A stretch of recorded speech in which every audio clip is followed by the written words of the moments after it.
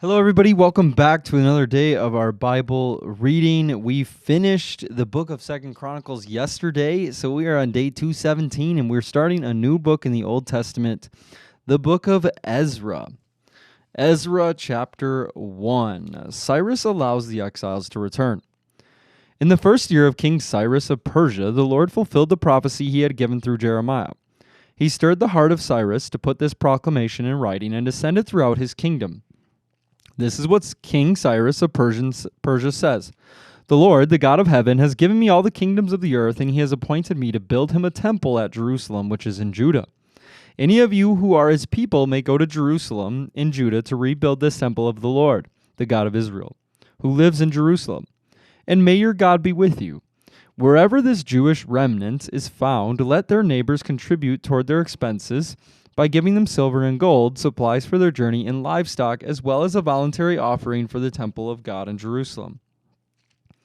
Then God stirred the heart of the priests and the Levites and the leaders of the tribes of Judah and Benjamin to go to Jerusalem to rebuild the temple of the Lord.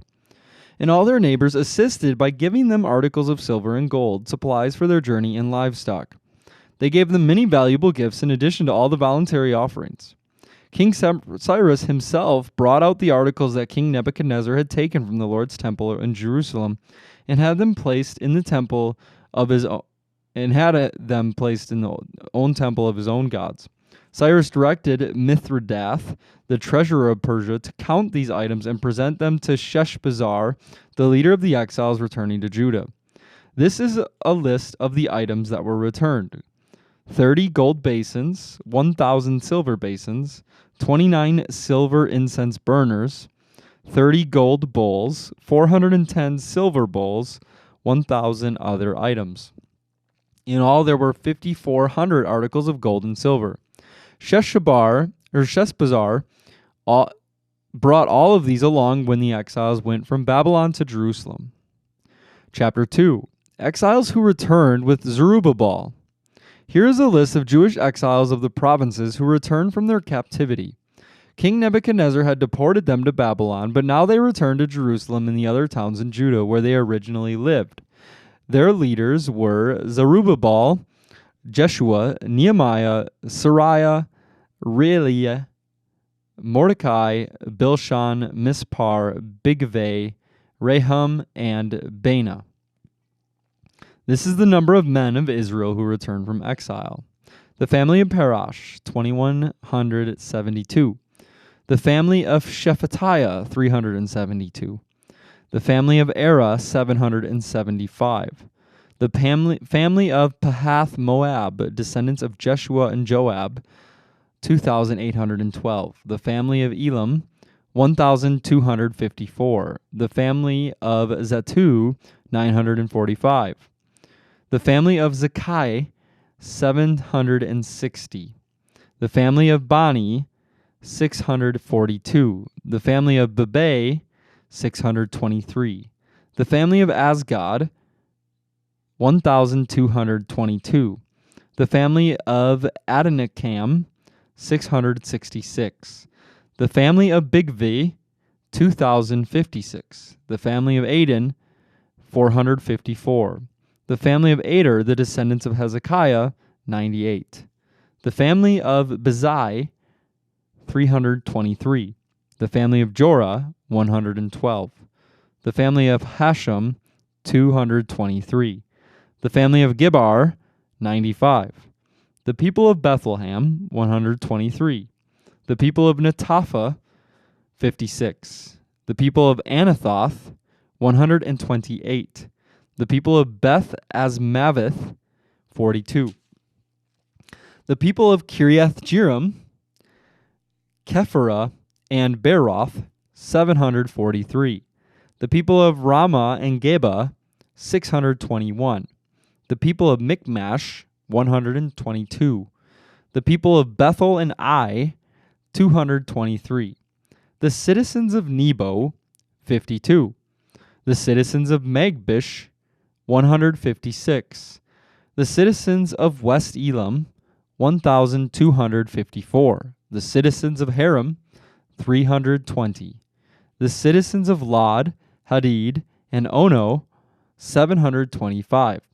The citizens of Jericho, 345. The citizens of Sina, 3,630. These are the priests who return from exile.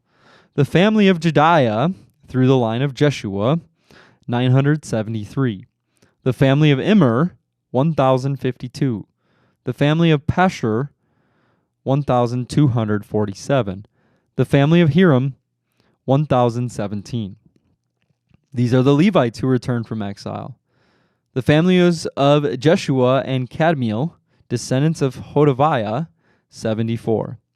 The singers of the family of Eseph, 128. The gatekeepers of the family of Shalom, Ader, Talman, Akub, Haditha, and Shabai, 139. The descendants of the following temple servants returned from exile: Ziha, Hasapha, Tebaoth, Keros, Saya, Padon, Lebanah, Hagabah, Akab, Hagab, Shalmai, Hanan, Giddel, Gehar, Reha, Rezin, Nekoda, Gazam, Uzzah, Pasia, Basai, Asna, Minim, Nephusam, Bakbuk, Hakapha, Harher, Basluth, Mahida, Harsha, Barkos, Sisera, Tema, Neziah, and Hatapha. The descendants of these servants of King Solomon returned from exile: Satai, Hasaphereth, Peruda, Jela, Darkon, Giddel, Shephatiah, Haddel, Pokereth Hazabaim, and Ami. In all, the temple servants and the descendants of Solomon's servants numbered 392. Another group returned at this time from the towns of Tel Milah, Tel Harsha, Kerub, Aden, and Immer. However, they could not prove that they or their families were descendants of Israel. Their group included the families of Deliah, Tobiah, and Nekoda, a total of 652 people. 3 families of priests, Hobiah, Hakaz, and Barzillai, also returned. This Barzillai had married a woman who was a descendant of Barzillai of Gilead, and he had taken her family name. They searched for their names in the genealogical records, but they were not found, so they were disqualified from serving as priests. The governor told them not to eat the priest's share of food from the sacrifices until a priest could consult with the Lord about the matter by using the Urim and Thummim, the sacred lots. So a total of 42,360 people returned to Judah. In addition to 7,337 servants and 200 singers, both men and women, they took with them 736 horses, 245 mules, 435 camels, and 6,720 donkeys. When they arrived at the temple of the Lord in Jerusalem, some of the family leaders made voluntary offerings toward the rebuilding of God's temple on its original site, and each leader gave as much as he could. The total of their gifts came to 61,000 gold coins, 6,250 pounds of silver, and 100 robes for the priests. So the priests, the Levites, the singers, the gatekeepers, the temple servants, and some of the common people settled in villages near Jerusalem. The rest of the people returned to their own towns throughout Israel. Okay, Ezra chapter 2. Wow, that is a mouthful. But the only thing that I can think of is, as you read that, I am just blown away of how they had this registration process that was probably kept on some form of papyrus, some form of paper that is much less paper than what we have today. And they had this record, and we can't even figure out where to register to vote or something like that. It is unbelievable the amount of detail that is found in this chapter to me, with also such a limited ability to quantify these things and to keep track and to make the things that they do quantify stand the test of time and the elements. Unbelievable. But all right, we're going to continue on where we left off in 1 Corinthians yesterday with chapter 1, verse 18. The wisdom of God.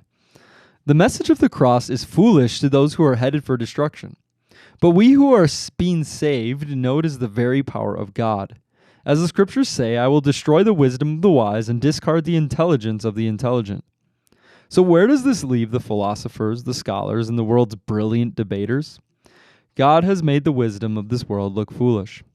Since God in his wisdom saw to it that the world would never know him through human wisdom, he has used our foolish preaching to save those who believe. It is foolish to the Jews who ask for signs from heaven, and it is foolish to the Greeks who seek human wisdom. So when we preach that Christ was crucified, the Jews are offended and the Gentiles say it's all nonsense. But to those called by God to salvation, both Jews and Gentiles, Christ is the power of God and the wisdom of God. This foolish plan of God is wiser than the wisest of human plans, and God's weakness is stronger than the greatest of human strength. Remember, dear brothers and sisters, that few of you are wise in the world's eyes or powerful or wealthy when God called you. Instead, God chose things the world considered foolish in order to shame those who think they are wise. And he chose things that are powerless to shame those who are powerful. God chose things despised by the world, things counted as nothing at all, and used them to bring to nothing what the world considers important. As a result, no one can ever boast in the presence of God. God has united you with Christ Jesus. For our benefit, God made him to be wisdom itself. Christ made us right with God. He made us pure and holy, and he freed us from sin. Therefore, as the scriptures say, if you want to boast, boast only about the Lord. Paul's message of wisdom, chapter 2. When I first came to you, dear brothers and sisters, I didn't use lofty words and impressive wisdom to tell you God's secret plan. For I decided that while I was with you, I would forget everything except Jesus Christ, the one who was crucified. I came to you in weakness, timid and trembling, and my message and my preaching were very plain. Rather than using clever and persuasive speeches, I relied only on the power of the Holy Spirit. I did this so that you would trust not in human wisdom, but in the power of God. All right, then we flip over to Psalm chapter 27, verses 7 through 14 today. Hear me as I pray, O Lord. Be merciful and answer me. My heart has heard you say, come and talk with me. And my heart responds, Lord, I am coming. Do not turn your back on me. Do not reject your servant in anger.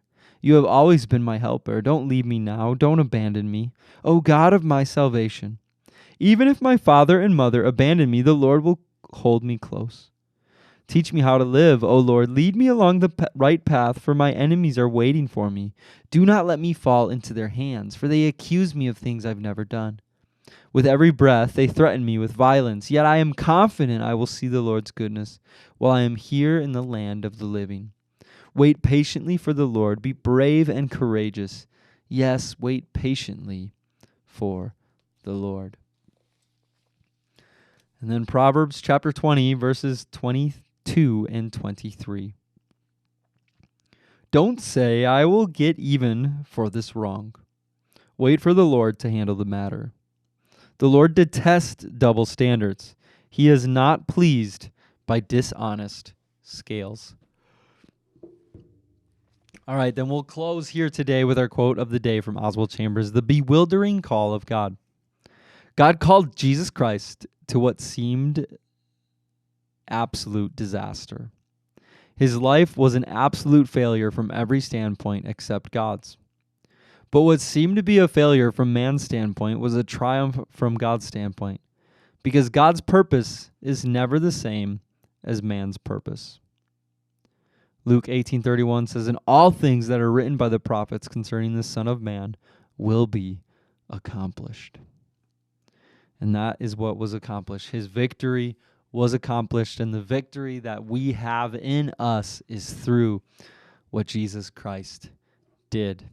All right, that is Thursday, August 5th, day 217. Lord, we just thank you for another day Father, I pray a blessing over each and every person here as they go about their day, whatever time of the day it is, Lord. We just pray that you bless us because, Lord, we want to bring you glory. Lord, let us go out in our lives with joy and peace that surpasses all understanding. Lord, let us be a light for you everywhere that we go. We love you, Lord, and in Jesus' name we pray. Amen. All right, everybody, have a wonderful day. We will see you again tomorrow.